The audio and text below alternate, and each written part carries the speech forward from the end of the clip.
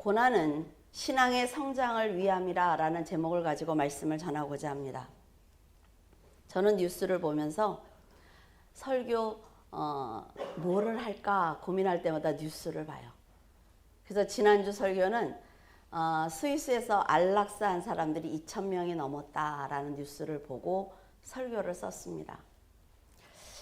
이번 주에는 뉴스를 보는데 순위파 극단주의 이슬람 국가를 이끌던 사람이 사망했다는 소식을 전하고 있었습니다. IS 수괴가 사망했다는 소식과 함께 이 작전명이 그들에게 납치되었다가 4년 전에 사망한 여인의 이름을 따서 케일라 뮬러라고 하였어요.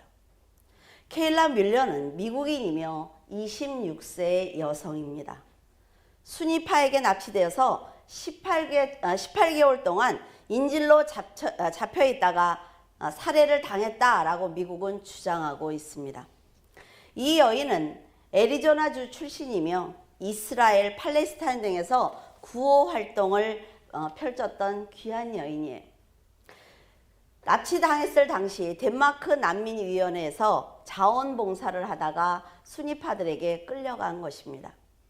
아무 죄도 없는 케일라가 자원봉사를 하던 중 납치되었고 이번 작전으로 사망한 아이스 그 지도자에게 지속적으로 성폭행을 당했다.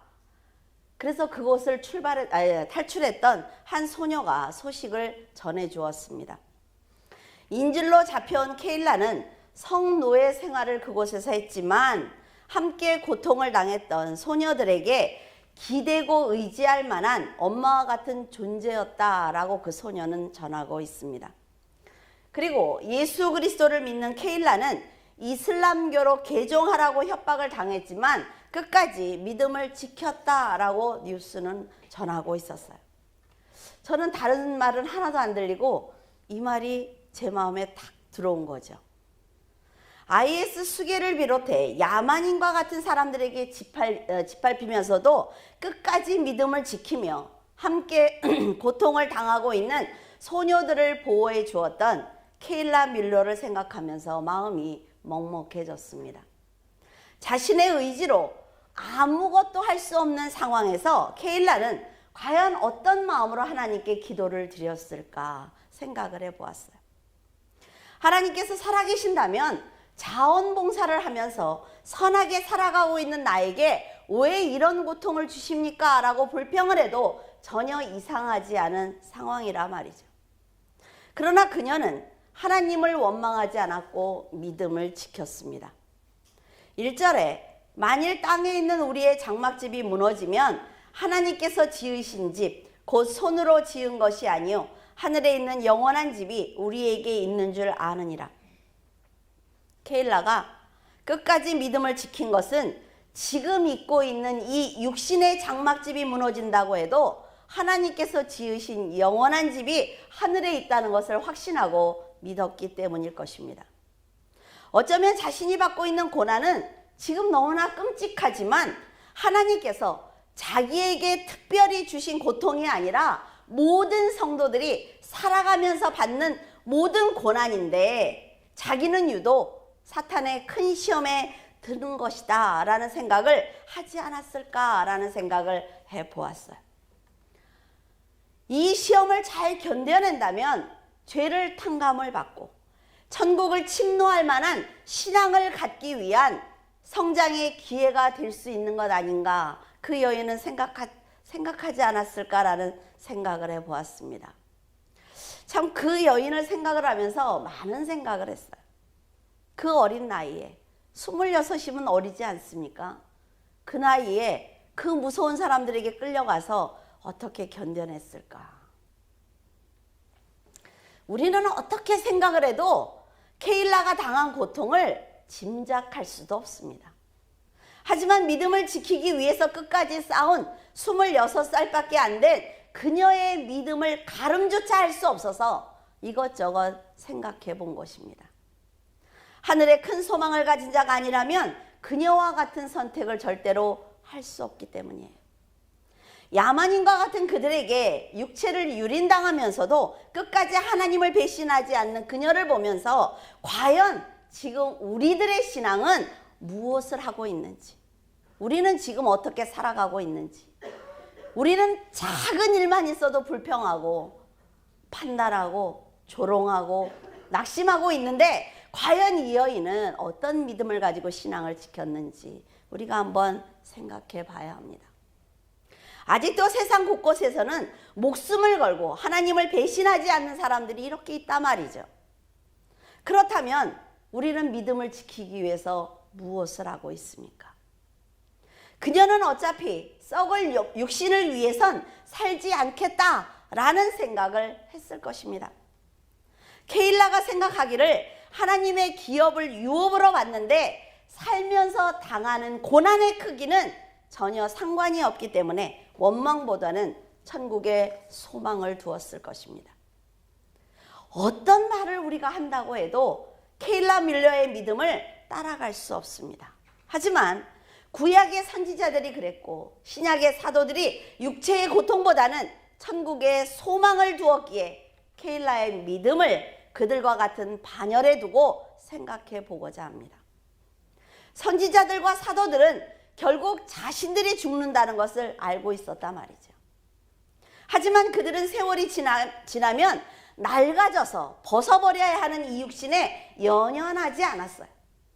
영원한 생명을 입고 살아갈 하나님의 나라를 소망했습니다. 하나님께서 지으신 집은 말로 형용할 수 없이 아주 안전한 곳입니다.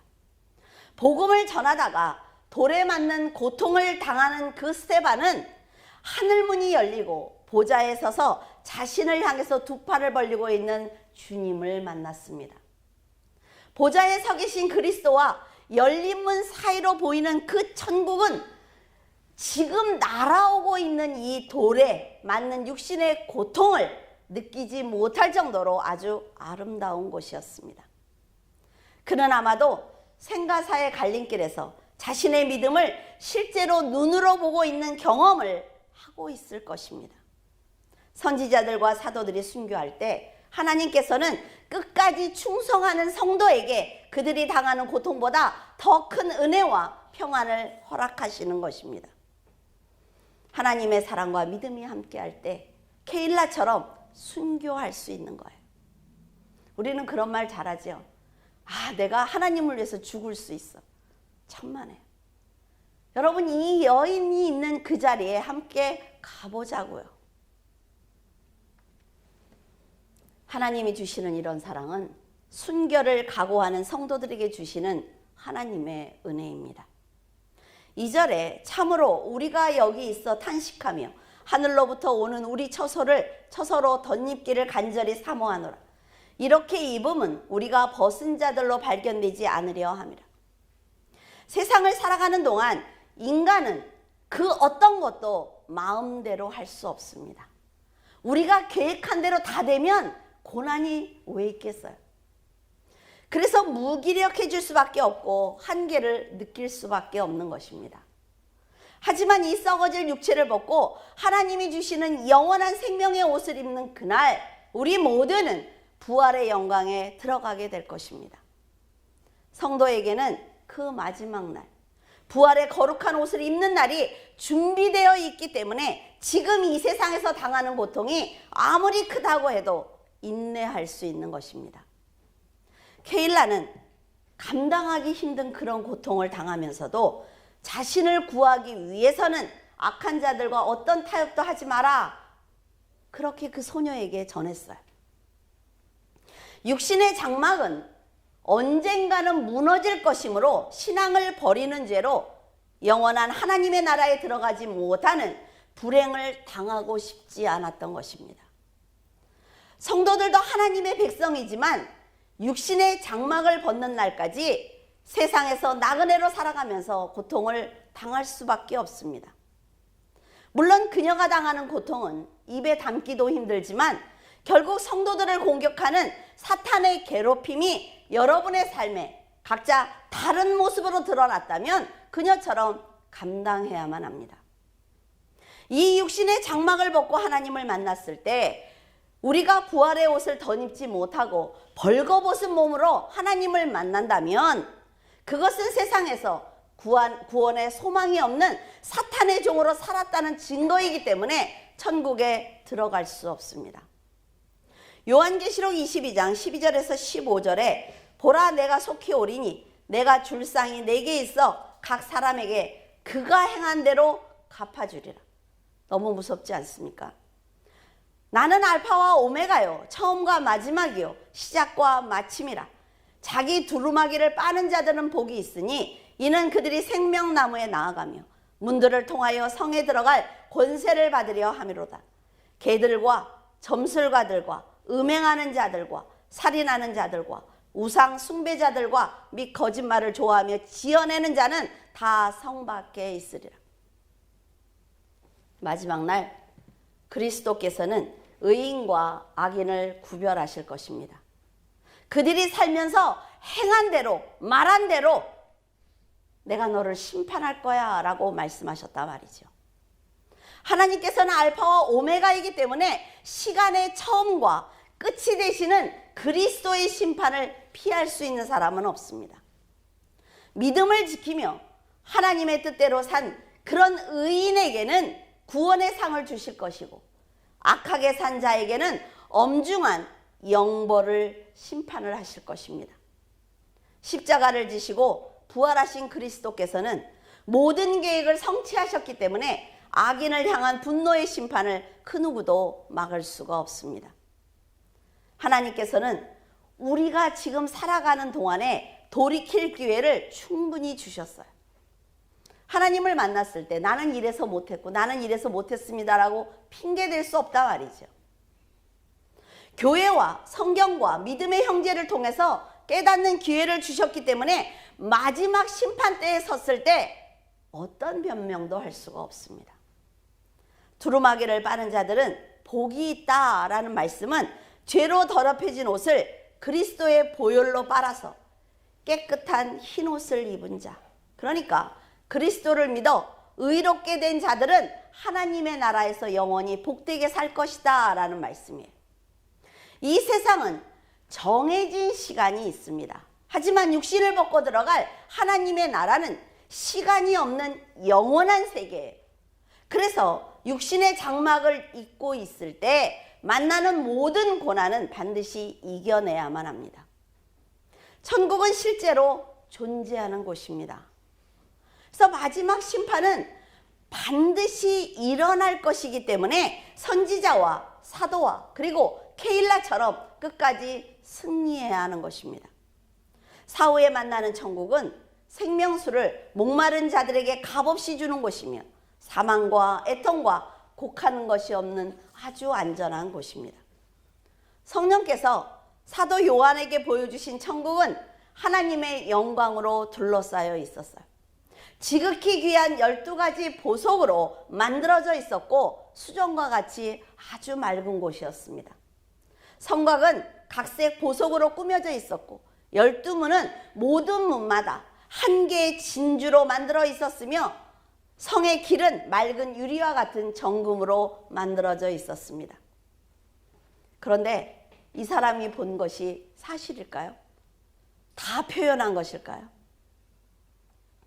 하나님 나라에 직접 올라갔다 온 사도 요한이 기록한 것인데 성경에 보면 천국을 보고 온 많은 선지자들이 간증하는 것과 동일합니다. 요한이 천국을 보고 이 땅에 있는 각종 보석의 이름으로 표현한 것은 더 이상의 인간의 언어로 표현할 수 없기 때문에 보석으로 표현한 거예요. 우리도 굉장히 아름다운 곳을 가서 보면 어때요? 와, 너무 아름다워. 그거 어땠는데 너무 아름다워. 말로 어떻게 해, 그거를 가서 봐야지. 너무 아름다워 이렇게 얘기하잖아요. 그런데 쓰레기장에 갔다 오면 뭐 어디는 뭐가 쌓여있고 뭐 너무 더럽고 냄새가 나고 어때요? 굉장히 디테일하게 얘기해요. 천국은 인간의 언어로 도저히 표현할 수 없는 곳입니다. 요한계시록 21장 8절에 그러나 두려워하는 자들과 믿지 아니하는 자들과 흉악한 자들과 살인자들과 음행하는 자들과 점술가들과 우상 숭배하는 자들과 거짓말하는 모든 자들은 불과 유황으로 타는 못에 던져지리니 이것이 둘째 사망이라. 사람이 육신의 장막을 입고 살아가면서 하나님의 계명을 지키지 않고 영혼 구원을 방해했던 지금 모든 죄를 나열하고 있습니다. 시간이 없는 영혼 속에서 사탄과 함께 영벌에 처해지는 사람들이 당해야 되는 고통은 우리 육의 죽음 후에 또 죽어야 되는 둘째 사망을 만나기 때문에 더 비참한 것입니다. 모든 사람은 첫 번째 사망을 당할 수밖에 없어요. 이 세상에서 안 죽고 사는 사람 없단 말이죠. 그러면 하나님께서 우리에게 말씀하시기를 첫 번째 사망은 정해진 거야. 그러나 두 번째 사망은 네가 선택하는 거야 라고 말씀하셨단 말이에요. 그러면 두 번 죽으면 안 되잖아요. 두려워하는 자라는 것은 예수 그리스도를 믿는 신앙 때문에 받는 그 핍박과 환난이 두려워서 사탄의 공격과 유혹에 굴복하는 사람들입니다. 그들이 당하는 핍박과 환난이 얼마나 큰 고통인지 우리는 케일라 뮬러를 통해서 보고 있지만 유한한 세상에서 당하는 고통 때문에 영원한 천국을 포기해서는 안 됩니다. 이런 믿음을 지키는 것은 결코 쉽지 않지만 우리 모두는 천국을 가기 위해서 하나님을 섬기는 사람이므로 예수 그리스도 보혈에 죄로 더럽혀진 우리들의 옷을 빨아서 부활의 옷을 입어야만 합니다. 고난이 힘들다고 해서 영적으로 육적으로 타락한 그런 우상을 숭배하는 흉악한 자들이 가는 지옥에 절대로 가서는 안 된다 말이죠.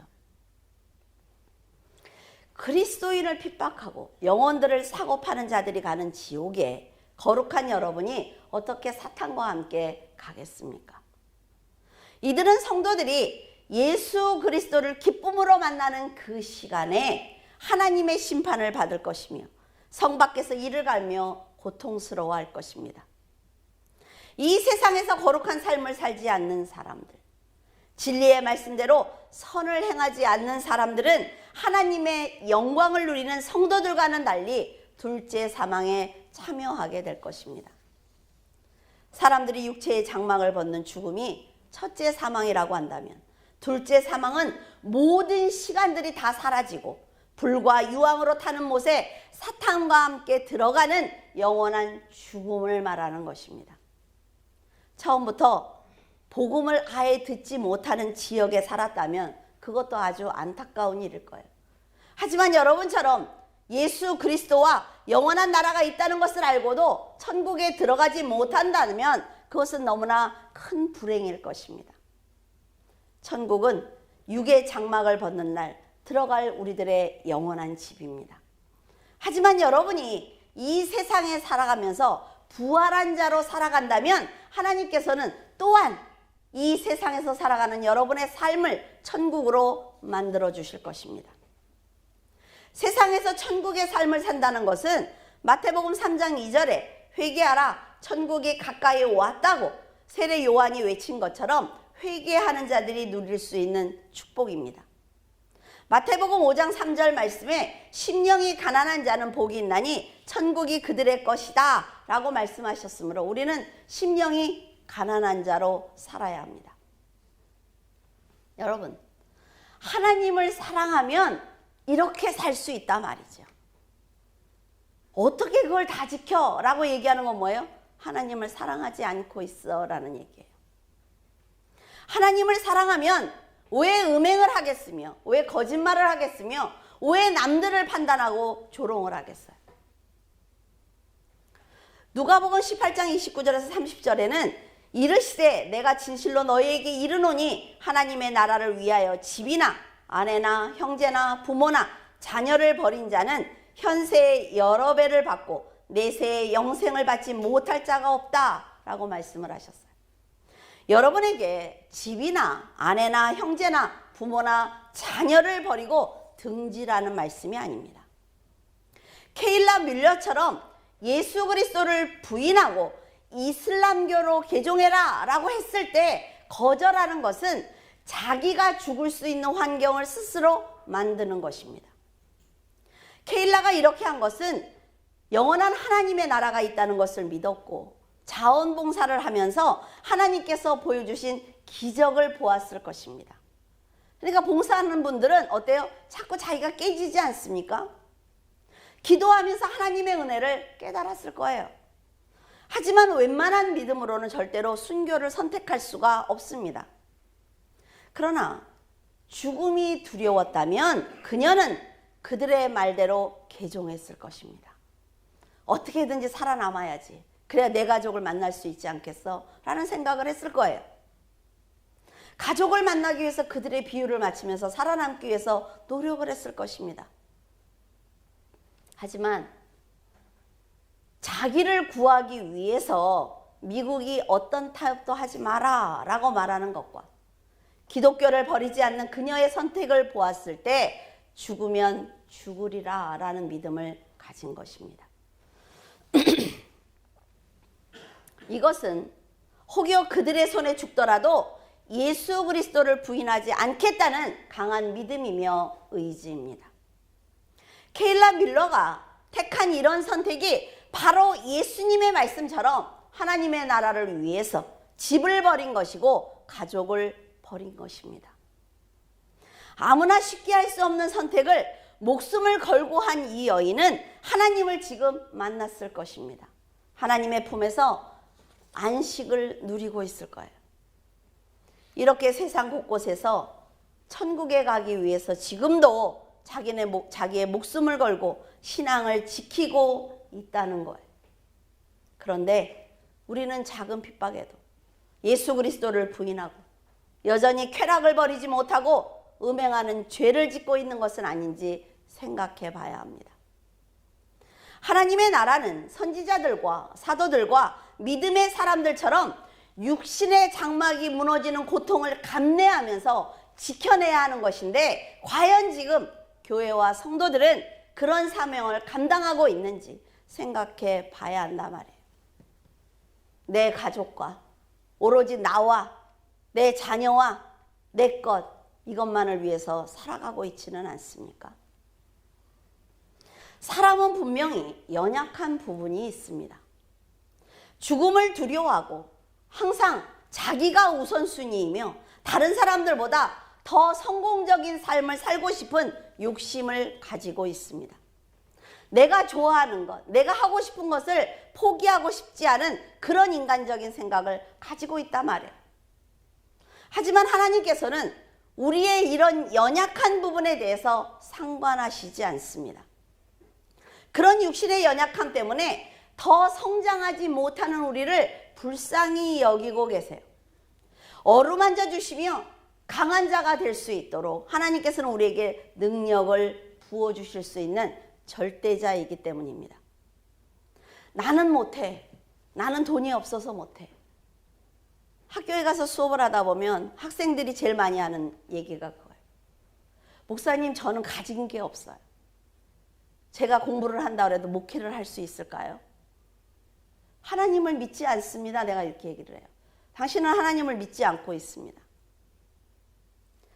내가 다 갖추고 나서 해야 된다는 생각은 교만이라 말이죠. 더구나 하나님의 일이에요. 성도들이 하나님을 만나고 천국이 있다는 사실을 깨닫기만 한다면 영혼 구원이 얼마나 놀랍고 소중한 역사인지 알 수가 있습니다.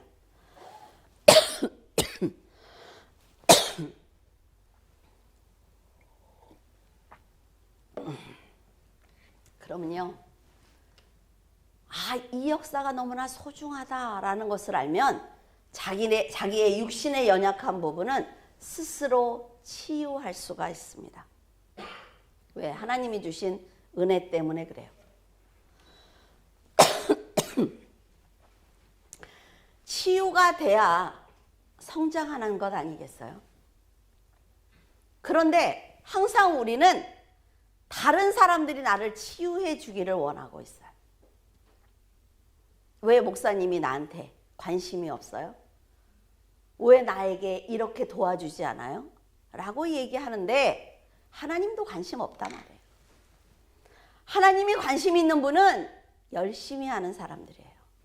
최선을 다하는 사람들. 그런 사람들에겐 관심이 있어요. 그래서 더 도와줘야 되고 그 사람이 걸어가는 이 앞길에 있는 모든 걸림돌을 치워주시는 분이 바로 하나님이에요. 아무것도 안 하면서 왜 하나님이 나한테 관심 없습니까? 왜 교회에서 나에게 잘 안 해줘요? 라고 말하는 거는 스스로 사탄의 종이 되는 거예요. 7절과 8절 이는 우리가 믿음으로 행하고 보는 것으로 행하지 아니함이로라. 우리가 담대하여 원하는 바는 차라리 몸을 떠나 주와 함께 있는 그것이라. 이게 성도들의 소원 아닙니까?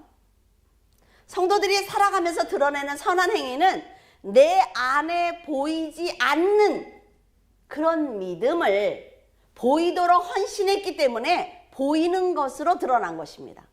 무슨 말인지 알겠죠? 내 안에 믿음이 있어 라고 얘기하면서 아무것도 안 해. 그 믿음이 어떻게 있는지 알아요. 내 안에 보이지 않는 이 믿음을 가지고 헌신하고 하나님 앞에 죽도록 충성을 해야 저기 믿음이 있구나 라는 생각을 할 거 아니에요. 성도들이 그리스도와의 연합으로 받는 구원과 영생을 진심으로 믿을 때 케일라처럼 집과 아내와 형제와 목숨까지 버리는 용기를 가질 수가 있습니다. 어쩌면 그녀는 살아서 돌아가지 못한다는 것을 알았을 거예요.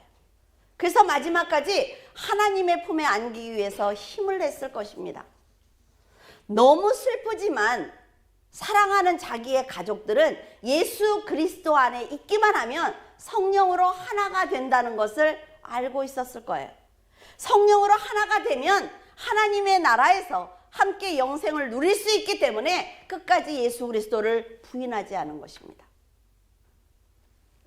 세상을 살아가면서 만나는 문제들을 사람의 생각으로 처리를 하느냐 아니면 영적인 문제로 지금 이 사건을 바라보느냐에 따라서 결과가 이렇게 달라지는 것입니다.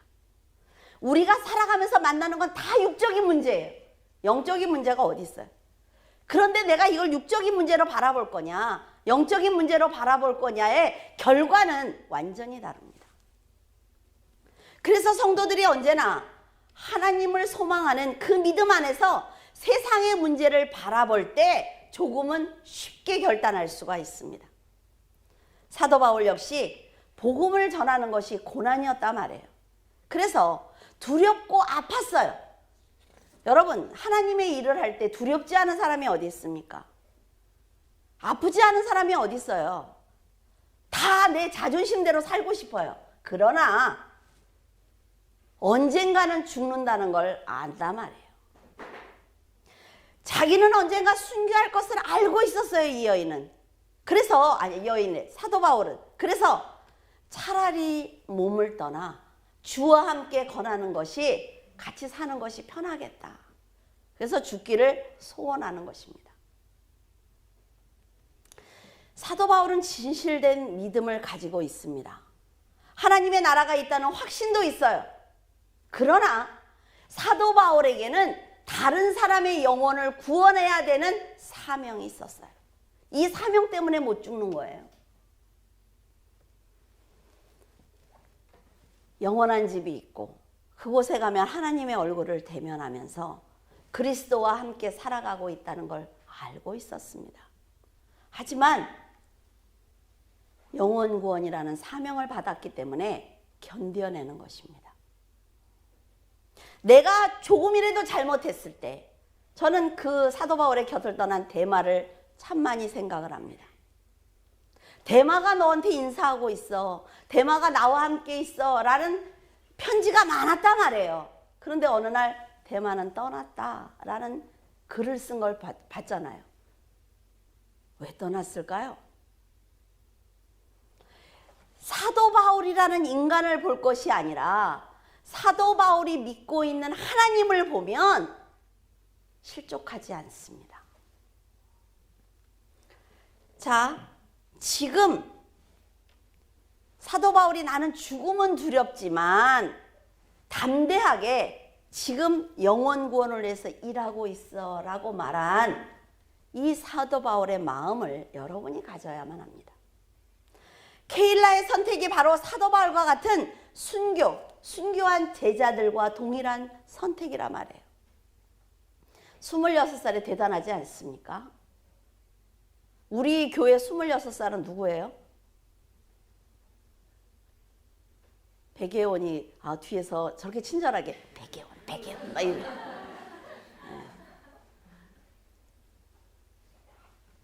26살 아니 마리아처럼 예수를 잉태할 때 12살 13살 나이에 상관없는 것입니다. 여러분. 고린도후서 12장 1절에서 2절 무익하나마 내가 부득불 자랑하노니 주의 환상과 계시를 말하리라. 내가 그리스도 안에 있는 한 사람을 아노니 그는 14년 전에 셋째 하늘에 이끌려간 자라. 그가 몸 안에 있었는지 몸 밖에 있었는지 나는 모르거니와 하나님은 아시느니라. 아주 멋진 말을 하고 있습니다. 유대인들은 하늘이 세 층으로 나누어져 있다라고 믿고 있습니다. 첫째 하늘은 새들이 날아다니는 이 하늘을 말하는 거예요.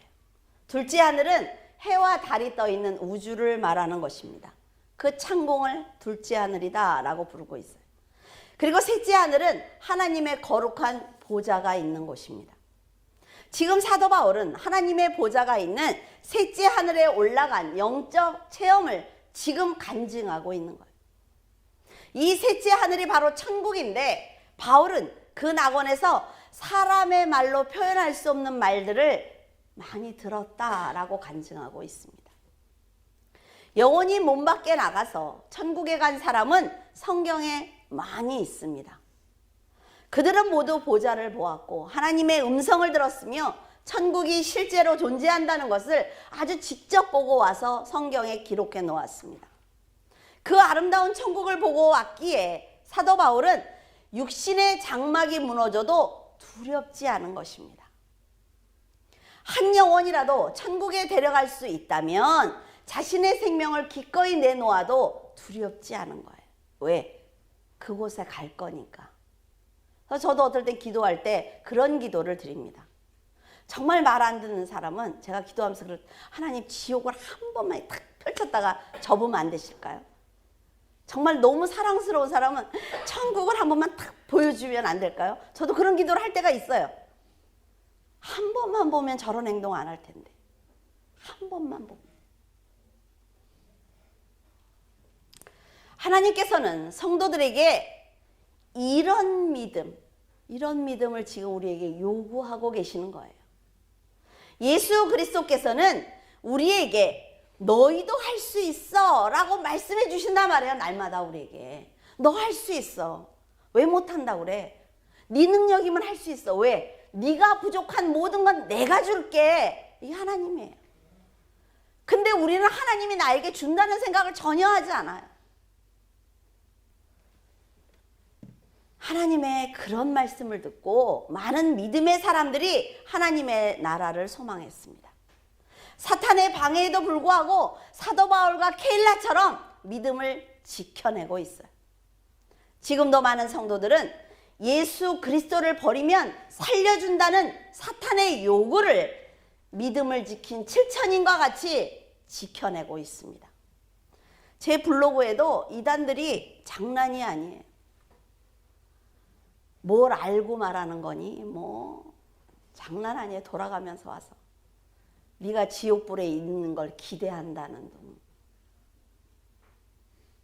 기대했으면 좋겠어요.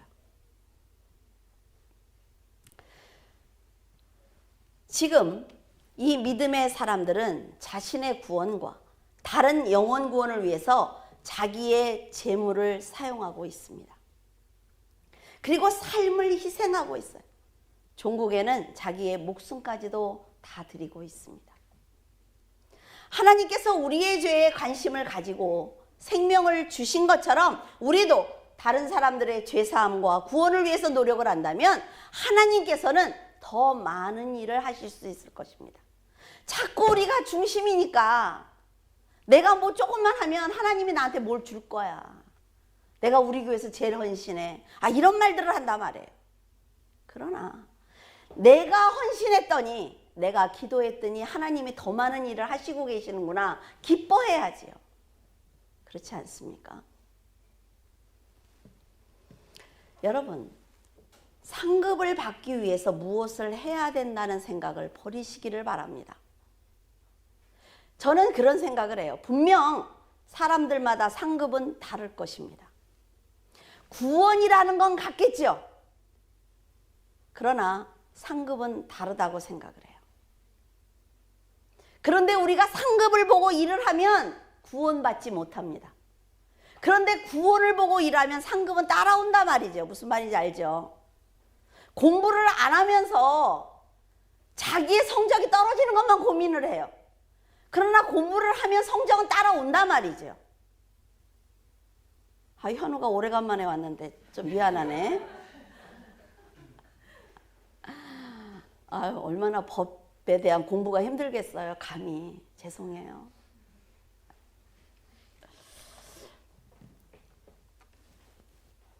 우리는 모두 하늘의 상급이 보장되어 있는 사람들입니다. 구원이 보장되어 있어요. 구원받지 못할까 봐 애달할 거 없다 말이죠. 하나님을 사랑하면 하나님께서 그 키를 딱 우리에게 주시면서 천국에 들어가. 우리 모두가 예수 그리스도라는 키를 가지고 있지 않습니까? 하지만 상급을 받기 위해서 무엇을 한다는 생각을 버려야 한다는 거예요. 하나님을 사랑하고 최선을 다해서 지금 살아가면 하나님께서 주시는 상급은 놀라울 것입니다. 아니, 하나도 헌신하지 않은 사람과 목숨을 걸고 헌신한 사람의 상급이 똑같다면 억울하지 않겠어요? 여러분들에게는 한 번도 이런 얘기를 한 적이 없어요. 왜? 구원이 우리 모두의 상급입니다라고 얘기를 합니다. 그러나 그 안에서 하나님의 역사는 또 다를 거라 말이에요. 그는 디모데 후서 4장 7절과 8절에 내가 선한 싸움을 싸우고 나의 달려갈 길을 마치고 믿음을 지켰으니 이제 후로는 나를 위하여 의의 면류관이 예비되었으니 주 곧 의로운 재판장이 그날에 내게 주실 것이니 내게만 아니라 주의 나타나심을 사모하는 모든 자에게 주실 것이라. 하나님이 주는 상급이 기대되지 않습니까? 24 장로들이 앉아 있잖아요. 상급이 다른 거예요. 선지자들과 사도들이 들어가기를 그렇게 간곡히 원했던 그 천국, 지금도 믿음의 형제들이 목숨을 다해 지켜내고 있는 그 천국은 하나님께서 여러분에게 영원한 안식을 주기 위해서 직접 만드신 곳입니다. 천국과 지옥은 육신의 장막을 입고 있는 지금 결정이 되는 거예요. 지금 결정이 됩니다. 지금 육신의 장막을 입고 있을 때에는 여러분이 천국에 갈지 아니면 그 성 밖에서 이를 갈고 울고 있을지 모릅니다. 그러나 이 장막이 무너지면 어떤 믿음으로 이 사람이 살아냈는지 본인은 안다는 거죠. 사람이 돌아가시면 우리가 어떻게 알아요? 그분이 살아있을 때 열심히 하나님을 헌신했어, 하나님께 천국에 가셨어 라고 말하는 거지 모른단 말이죠. 그 사람이 어떻게 살아왔는지. 가난하고 병들고 고통스러운 환경에서 살았기 때문에 믿음을 지키지 못했다는 핑계는 하나님께 절대로 통하지 않습니다. 야, 오늘만 먹고 죽자 막 그러죠. 남자들 회사에 가면 회식하면 어때요? 나한테 교회 다닌다는 말 하지 마 말이죠. 오늘은 조용히 오늘은 그냥 먹고 죽자 뭐. 교회 다니신 분한테 직접 들어서 알아요. 그렇습니까? 먹다가 죽으면 어떡하려고 그래요? 케일라 뮬러처럼 인간의 힘으로 감당할 수 없고 벗어날 수 없어도 예수 그리스도를 끝까지 배신하지 않는 사람들이 있기 때문에 하나님은 그런 사람들에게 선처를 하실 필요가 없는 것입니다. 마지막 날 그리스도께서 재림하실 때 최후의 심판 때에 모든 사람들이 섭니다. 한 명도 빠짐없이 모든 사람들이 언제 재판을 해? 그 많은 사람들을 걱정하지 마세요. 얼마나 잘하시겠어요. 말씀으로 천지를 창조하신 분인데 빛이 있으라 빛이 있었잖아요, 처음에. 그렇죠? 그 빛 가운데 만물을 창조하신 분이에요. 예수 그리스도가 없는 상태에서 말씀으로만 창조하신 분이 아니라 말이에요. 빛이 있으라. 그분이 이 땅에서 먼저 오셔서 그분 안에 모든 만물을 창조하신 거예요. 근데 그 예수 그리스도의 빛을 버려버리니까 만물이 저주를 받은 것입니다. 그 자리에서 오른쪽에 있는 양이 되어 천국에 들어갈 것인지, 왼쪽에서는 염소가 될 것인지 지금 여러분의 삶이 결정하는 것입니다. 여러분이 가지고 있는 말씀은 진리입니다. 그 말씀대로 살아낸다면 비록 고난은 있어도 영생을 보장받게 될 것입니다. 유한한 세상에 연연하지 말고 영원한 생명을 주시는 하나님을 의지하시기를 바랍니다. 여러분의 시간과 물질과 믿음으로 다른 사람들이 성장할 수 있는 기회를 주시기를 바랍니다. 물질을 쓰라니까 뭘 얼마를 해야 돼? 아니요. 내 옆에 있는 사람이 나로 인해서 시험 들지 않도록 돕는 것이 물질로 헌신하는 것입니다. 기도하는 거예요. 여러분, 그러면 여러분도 영혼을 구원하는 믿음의 사람이 될 것이며 말씀을 삶으로 살아가는 전도자가 될 것이고 늘 깨어 기도하는 성도가 될 것입니다. 그런 여러분의 헌신을 보신 하나님께서 여러분에게 평안한 시간을 주실 것입니다. 그 시간이 케일라처럼 육신의 장막을 벗고 난 다음인지, 이 말은 또 싫죠. 살아서 갖고 싶지 또 다. 내가 살아서 욥처럼 축복을 받을 것인지 알 수 없지만 천국이 실제로 있는 한 성도들이 겪고 있는 고난은 천국으로 가는 길 위에 만나는 돌뿌리와 같은 것입니다. 여러분, 지금도 아담을 깨던 그 사탄이 일하고 있습니다.